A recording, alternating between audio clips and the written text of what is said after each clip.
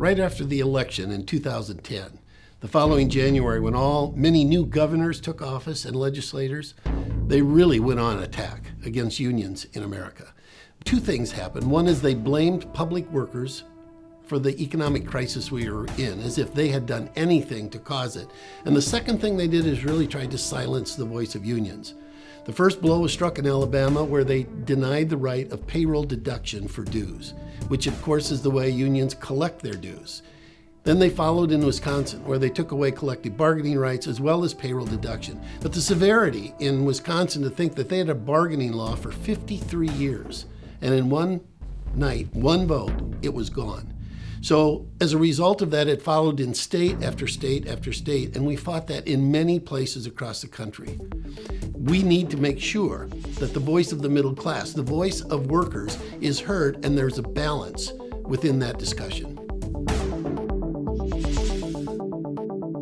The impact on education was huge. From the economic crisis, class sizes went up, programs were eliminated, after-school programs as well as some summer school programs.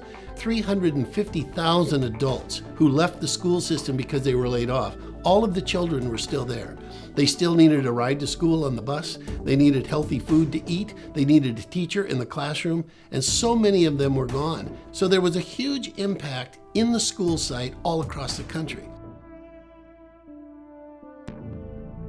The question about how to attract and retain teachers is a very serious one in America. And what it indicates is there's something wrong with the system of recruitment, training, and hiring. And I believe one of the things we must do is to reinvigorate the profession of teaching. So if we're going to attract and retain, we've got to make it a true profession and make it competitive in compensation with other occupations that require similar or the same amount of education. The economic crisis is definitely being used as an excuse or a means of privatizing education. One of the more direct impacts we've seen is on the privatization of management of schools. And so there's been a real push for charters. Charters in and of themselves are not good or bad. It's what do they do for students?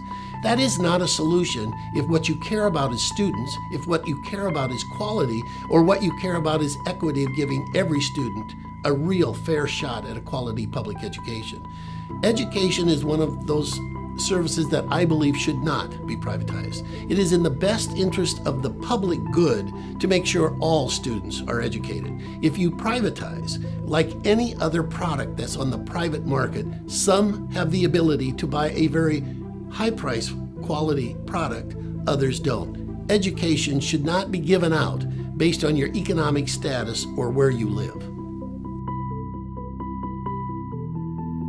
I attended many rallies, many demonstrations, and one, I guess in particular, was in Wisconsin in Madison. 100,000 people.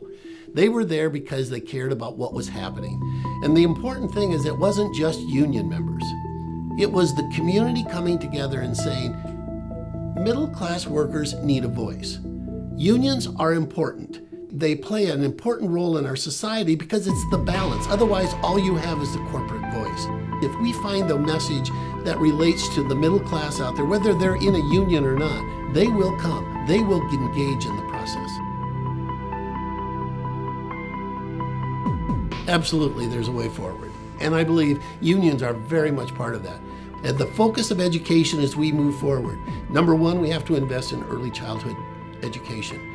Secondly, it's got to be about not just quality, but also equity. If you don't devise a system that actually allows all children access to a quality education, it isn't what it ought to be. And the third thing that we must invest in is the affordability of attending school. No one should be denied a quality education because you don't have the resources to attend. But none of those investments can be made without a good public financing system for education. There is no use of tax revenues that has a better return on that investment than education.